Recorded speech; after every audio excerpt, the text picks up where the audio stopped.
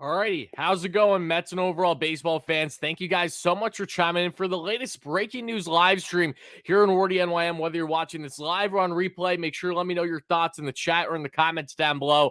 Also, make sure to smash that like and subscribe button. Greatly appreciate, folks, as we'll be deep diving the pros, the cons, everything that you need to know about Tommy Pham, why the Mets made the signing, how we should feel as fans personally. I know we have a lot of turmoil already looking in the live chat, a lot more pessimism than optimism for a fourth outfielder. And I myself am not a lover of Tommy Pham, as I discussed in my podcast that came out yesterday with Anthony Recker and Joe Sorrell. Make sure to check that one out. Bleav in Queens, episode 42, wherever you get your podcasts and on YouTube. However, there are a lot of reasons as to why the Mets made this deal, aside from his own personality issues that we are well aware of. So that's what we'll be deep diving in the live show for however long we go on with this one. And I'll, of course, be getting some of your comments too. But for everyone that isn't aware of who Tommy Pham is, that's what we're going to be getting into. But before I do, all I ask, again, is make sure to smash those buttons. And, of course, I have to let you all know that today's show is brought to you by BetOnline. BetOnline is your number one source for all your sports betting needs. So make sure you head over to betonline.ag using promo code Bleav at BLEAV.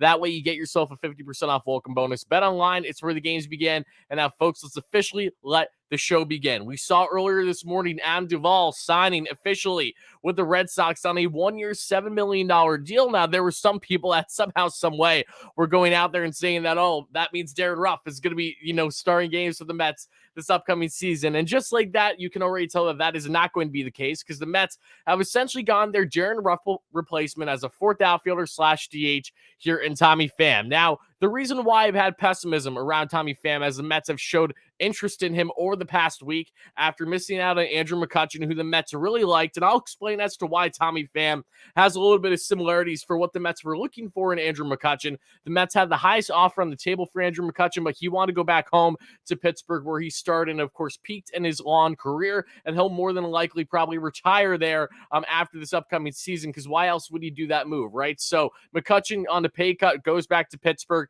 Trey Mancini, who I never really thought the Mets had a huge level of interest in, because he's not even a fourth outfielder, more DH first base type. He signs a multi-year deal with the Chicago Cubs. And Adam Duvall, who has big pop in his swing, but big swing and miss too, and is coming off of a significant wrist injury, now is going to be guaranteed more playing time as an everyday player for the most part in Boston than he would have been with the Mets in a limited fourth outfielder role, splitting time with Canha and the DH. So because of all those moves, that's what led here to Tommy Pham. But my pessimism, as I mentioned, as many of you guys know by now, is really just the fact that Tommy Pham, we know this guy is being a schmuck. I mean, there's no beating around the bush. This is the same guy that smacked Jock Pearson last season, mid-season, before a game began, just because he was upset with him with something going on with fantasy football. I mean, Tommy Pham, I've heard things what has gone on with him in the Padres clubhouse, which weren't necessarily the most positive things, to say the least. So there's definitely been a, not so much of a clubhouse issue, but just a personality issue with Tommy Pham. He comes off as a prick, and a lot of people know that. But when it comes to why the Mets made this move, let's break down the brass tacks here. Let's get into why the Mets made this move and why they feel confident that his personality is not going to carry over and be an issue. And I'm also going to be breaking down as to why this makes sense when you think about Jeff McNeil just a year ago. This guy almost was traded because of his personality in the clubhouse, off the field, more so than his on-field talent, because McNeil's on-field talent has really never been an issue for the most part.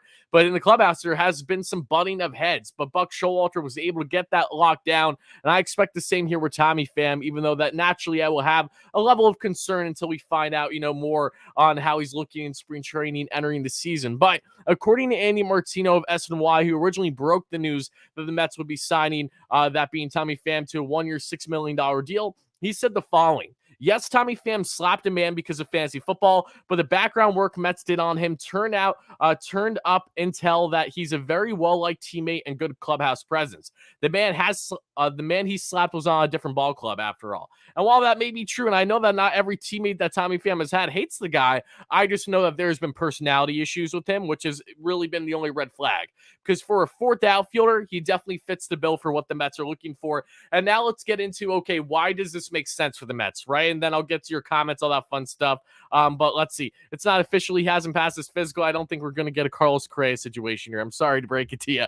Let me put up a poll here in the live stream real quick. Continue smashing that like and subscribe on. Greatly appreciated, guys. Help us get to a couple hundred likes by the end of the live show. Really does mean a lot. We're 50 likes in already. But let me put up a poll and ask you guys right away, what's your thoughts on this deal? Then I'll expand as to all the reasons as to why this can come out as a positive deal for the Mets and why Mets fans shouldn't freak out over a fourth outfielder signing that has the amount of potential that Tommy Pham still has. So let me put this up right here. Give me 1 second.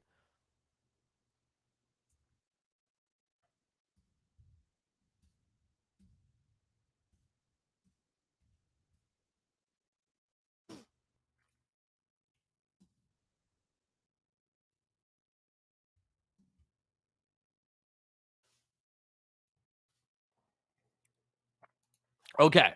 So now let's get into the following. The Mets made this move for a couple reasons. Well, one, to get him on a 1-year, $6 million deal. Very solid.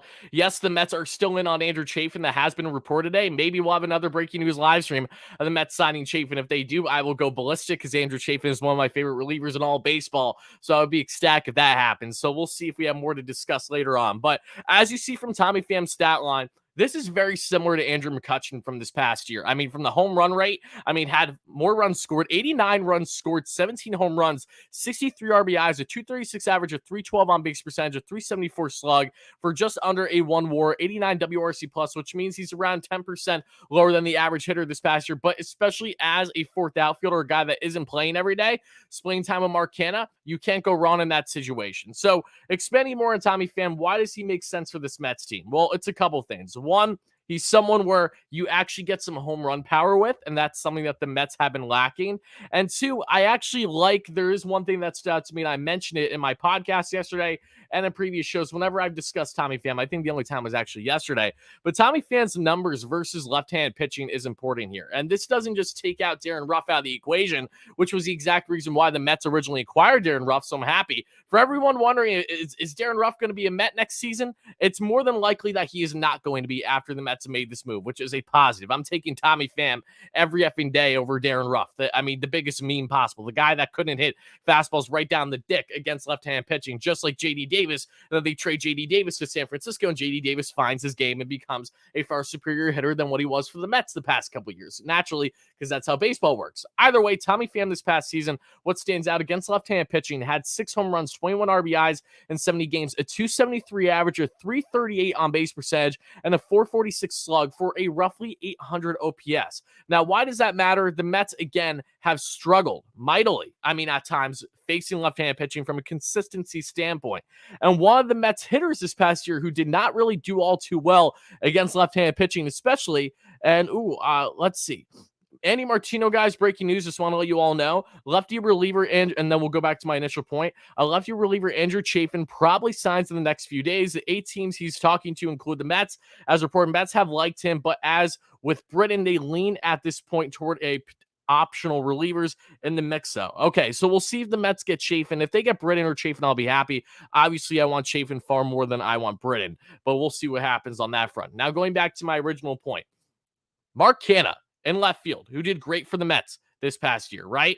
Against left-handed pitching, not so much. He had a 241 average, a 335 OBP, and a 398 slug. So 733 OPS versus a 784 OPS. Not drastic numbers, but that just tells you that the Mets, Buck included, is definitely going to get interesting here with how he does his matchups based on pitching, not only left-hand pitching, but especially pitching that, say, certain Mets have favorable numbers in the past against. And now Tommy Pham enters the fold as with Mark Canha, who doesn't play every day, as is going to be splitting time with Tommy Pham. On average, you could see Tommy Pham maybe start 1 of 3 games in a series. He may not start at all in a series. He may start 2 of 3 games in a series, because Mark Canha really thrived in a limited role last year, not playing every day, on average every 2 or 3 days in a 3-game set. Now Tommy Pham in a limited role, I can only see this benefiting him as long as he can be properly adjusted in that fourth outfielder / DH role, which we could see him at DH as well, splitting time with Daniel Vogelbach based on the platoon. Now, I know some people are probably wondering here why the Mets would do this move when they have the Brett Beatties, the Francisco Alvarez's. When we're not talking about the outfield options, but more so DH, what we know to this point is that the Mets don't have any other young studs as a lock for DH next year. Now, that's something that'll be rotating throughout the season, I'm sure. But for Francisco Alvarez's case, it seems like the Mets really want to develop Alvarez as a catcher, and rightfully so, as of now. And because of that reason, there's a possibility that we might not even see Francisco Alvarez start the season with the Mets. So for all those reasons, the Mets want more veterans in this clubhouse. They want guys that are capable of playing left field, which Tommy Pham certainly is, but has pop in their swing, pop in their game. I mean, that stat line splitting time between the Red Sox and the Cincinnati Reds last year is no slouch by any stretch for a fourth outfielder. Very Andrew McCutchen-esque and very along the lines of what all the other available bat options were out there that we've previously discussed. The only reason why we haven't really harped on Tommy Pham is, honestly, for me at least, the reason why I didn't go out of my way to discuss him as a possibility until the Mets were linked to him is because of that personality. But now let's get into the personality aspect. So we know that Tommy Pham, I'm going to come out and say he bitch slapped, pardon my French. He did that to Jock Pearson that we saw last season over fantasy football from like a year or two prior, which is absurd. We've heard Tommy Pham have some issues with the Padres clubhouse as well. Now, Tommy Pham hit the peak in his career earlier in his career with the St. Louis Cardinals, had a solid stint there in Tampa as well. But then when he got to the Padres was, a little up and down with the clubhouse, and with the play was up and down as well. But the point here is the Mets bringing him in. This reminds me quite a bit of the Jeff McNeil situation. There was a lot going on with Jeff McNeil a year ago entering the 2022 season, which warranted us talking about Jeff McNeil and why the Mets may even consider trading him because of not only the rat and raccoon incident that we saw that nonsense happen back in April of 2021 or May, whatever it was, for the Mets season against the Arizona Diamondbacks. But, you saw how much weight he put on his shoulders at being McNeil throughout the 2021 season, in which he struggled in part with his hamstring injury, just like Michael Conforto and others. But it seemed like that there was certainly more of a divide in that clubhouse than what we initially thought with the bench mob and things like that. So as we got to the offseason, there were significant rumblings and factual reporting that there were multiple people in that Mets clubhouse that weren't loving and comfortable with Jeff McNeil. Now, McNeil ended up not being traded because the Mets made a brilliant hire in Buck Showalter, who's the best veteran manager possible to come in and really help straighten that clubhouse. And he certainly was a major factor. So now you bring in Tommy Pham, a guy who has, to more of an extent, personality issues that we've seen on the field, off the field, just, not the right attitude all the time. Buck Showalter is that manager who I'm confident that can help get him right. And it also doesn't hurt having the Max Scherzers, the Justin Verlanders of the world in this clubhouse, having this veteran leadership, because Tommy Pham knows he's signing with this Mets team not to just perform for himself and then hit the market or be traded. That's what he did last year with the Reds. Okay. His entire purpose of signing with the Reds last year, he said himself is, I want to perform the best that I can, and then I'm ready to get the bag a year later. Now, that hasn't happened because Tommy Pham isn't going to get any better in his career. He's aware of that, and now he's going to a team that he knows has a very strong chance of having a deep run next year.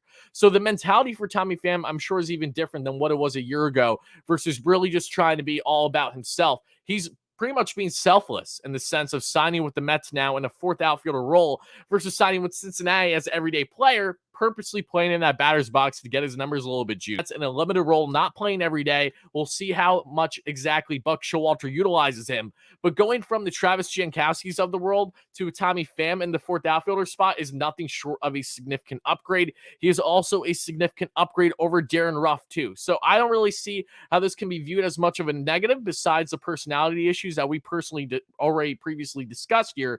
But from an overall production level, facing left-handed pitching, getting creative on matchups, not playing every day, and giving you another solid bat that can grind out at bats. Again, strikeouts this past year, he was in the 17th percentile, so not fantastic. He has had a little bit more swing and miss in his game the past couple of years than what he did to start his career, but still a guy that can give you over 300 on base percentage, between the 235 to 250 or so batting average, and may even be better considering he will be in a limited role and really focus on the numbers and be with a far more analytically in tune team than he has been really since his time with the Tampa Bay Rays. I'm sure he hasn't been with a team as analytically involved. The Padres are analytically involved, but the Mets definitely have them topped on that front as of now.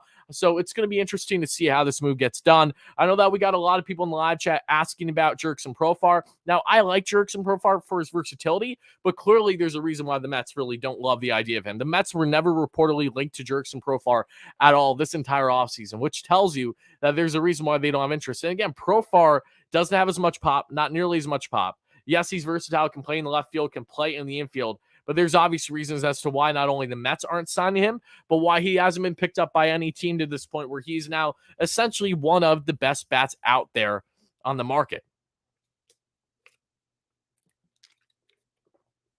But yes, to everyone wondering, for everyone that is not a lover of this deal based on personality alone, I get it. Trust me, I do get it. And that what has been my biggest concern overall. But when you look at what his role will be with this Mets team, specifically in that fourth outfielder role, playing time on Marcana. Like I said, there's going to be some days where he's playing 2 or 3 games in a series. There's going to be days where he's not even playing 1 game in a series. There's going to be days where he's playing 1 of 3 games. There's going to be games where he's, just pinch hitting. There's going to be games where he's playing not only in left field, but also at DH. This gives the Mets more creativity, and this is a type of quality depth you want on a team that has not only playoff aspirations, but deep playoff aspirations. Now, is this Mets offense drastically better or different than last year? No, it isn't. It's around the same. However, not having that gaping hole at DH to start last season throughout the first half of Robinson Cano, Don Smith, JD Davis, let's not forget this, everybody, okay? Because one of the biggest factors as to why the Mets had a gaping hole in their lineup all season long, aside from the catching position, was that DH spot, okay? And they only had superior DH production for 1 month out of the entire year. And that was that first month after the trade deadline of acquiring the Darren Ruffs, the Daniel Vogelbacks, and the Tyler Naquins. That was the only real plus time the Mets were doing stuff regarding the DH position. Now the Mets are going to start next season, presumably, as of now, with Daniel Vogelback facing righties, in which he has very strong numbers. You're going to have Tommy Pham at times facing lefties. You're going to have Tommy Pham as that fourth outfielder, splitting time with Marcana based on matchups. And automatically, and this excludes the potential that the Brett Beatties, the Francisco Alvarez's, and to a lesser extent Mark Vientos, because I don't know how much of an impact, if at all, Vientos is going to have on the Mets this next year, assuming he's not traded. You're already in a better spot in a crucial position in the middle of your lineup than you were last year. So for all those reasons, that's a plus. So I understand why the Mets here made this move. Now, we all know that it would have been nice if they got Carlos Correa. I'm not going to harp on that much more. Trust me, I was as much of an advocate as any other fan that really wanted Carlos Correa. But that possibility is now dead. Now they're focusing on strictly what our team needs that they can do realistically right now. And fourth outfielder has always been towards the top of their list entering this offseason, along with making sure they shore up the pitching staff, making sure they shore up the bullpen, which is where the Andrew Chafin names and the Zach Bray names come to mind. If they can add anything more offensively, they certainly will do that. That's not impossible, but I will add that I'd say that the likelihood of them landing another bat is not nearly as strong because of the fact that they don't have any clear holes on this team right now. You can say, oh my goodness, this offense is cooked. I mean, the Mets were top 5 in offense last year. You can say, oh my goodness, they need more production around Alonso, and I agree with you, but what are realistic bats out there via trade that they can do without not giving up the farm? The Mets are going to make a trade for a bat. While it's not impossible, I'm sure it's something that we will discuss on the near future on the channel, because anything is possible with this team. The likelihood of that happening as of now is still far more great at the trade deadline than it is right now. Letting Tommy Pham pretty much solidifies this Mets roster, whether you like it or not from an offensive standpoint, because they are going to give a certain level of a leash to the Brett Beatties of the world, Francisco Alvarez, probably after the first couple weeks into the season, I'd imagine. But regardless, the Mets have plenty of pieces here. I understand. Trust me, I would like more offensively.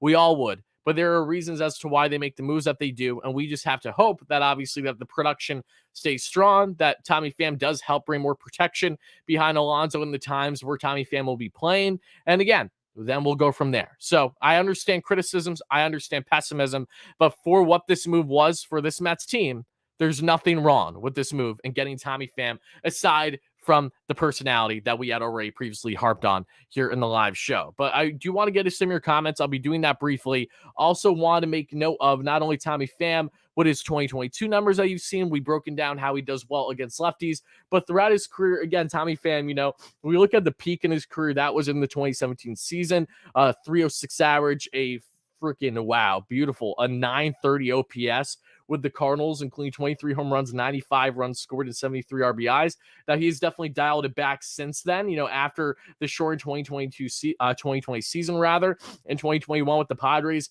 15 home runs, 74 runs scored, 49 RBIs, a 229, 340 on base percentage, which is still very strong. He's been one of the better OBP guys in all baseball throughout the majority of his career, and 383 slug. But then in 2022, as we previously discussed, 17 home runs, 89 runs scored, 63 RBIs, a 236 average, a 312 on base percentage, a 374 slugging. I'm taking that every day of the week for a fourth outfielder. Okay. So, I get it. I get the criticisms. I do. But for me personally, I don't see how you look at this and say, oh my goodness, the sky is falling. It's quite the opposite.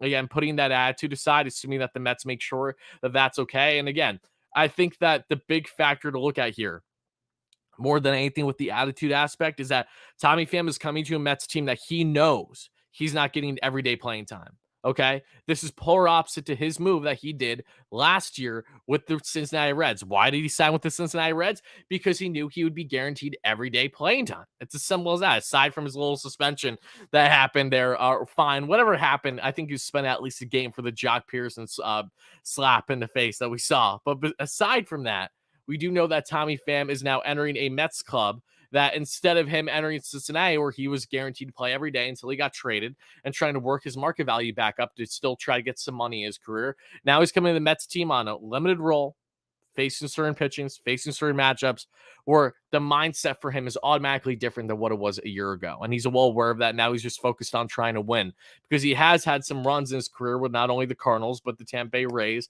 and the San Diego Padres. But now he wants to add more to that, hopefully have the deepest run of his career in a more limited role. And for that, we'll see what happens. I like this move from a fourth outfielder standpoint, but again, I get why some people are going to naturally just jump the gun and think it's sky's falling, because that's just how fans work. It doesn't matter. The Mets could get Mike Trout, and some people are going to still have the audacity to go out and say that we got Mike Trout, but how are we going to handle that contract? This guy's back is broken. There's always going to be criticism no matter what the Mets do move-wise. Sean, thank you for the donation. I appreciate that. I just saw a raccoon. Good for you. Very random comment, but I appreciate that. Also, shout out all my members here in the live show. My normal viewers, greatly appreciate it, every single one of you guys. Again, if you have certain comments you'd like me to get to, I certainly will do that. I also want to highlight here briefly Tommy Pham's 2022 baseball savant numbers, because they're very interesting too. Tommy Pham's numbers are really interesting, actually. One, let's start with what stands out the most with Tommy Pham. Average exit velocity. He's got a lot of pop in his swing. So you know how Adam Duvall's strong? Yeah, Tommy Pham is a strong mofo as well. 93 percentile in average exit velo from this past season. Max exit velo, 86 percentile. Hard hit percentage, 89 percentile. Then you get into chase rate, 88 percentile. And in 2021 was in the 98th percentile chase rate. So Tommy Pham is really, really good at handling the strike zone. He just has had more swing and miss that we've seen over the past couple of years. XWOBA, 45 percentile. So just under a league average. Expected batting average, 32 percentile. So again, not fancy there. Expected slugging, 42 percentile, just below league average. Barrel percentage, 50 percentile, just at league average. K percentage, 17 percentile. So again, Tommy Pham has been striking out at a higher rate than what he was doing that previously in his career. But again, in a more limited role, let's hope that this benefits him and he's able to really focus in and hone in on the pitchers that he's facing. Walks percentage, 59 percentile, above average, and getting that walk rate. Whiff percentage, 41 percentile. Sprint speed, 66 percentile. Still has above average legs. Outs above average and 9 percentile, but I'm really not concerned about that much when you're playing a limited role in corner outfield / DH. Andrew McCutchen is around the same length as that, but McCutchen can handle left field perfectly fine still.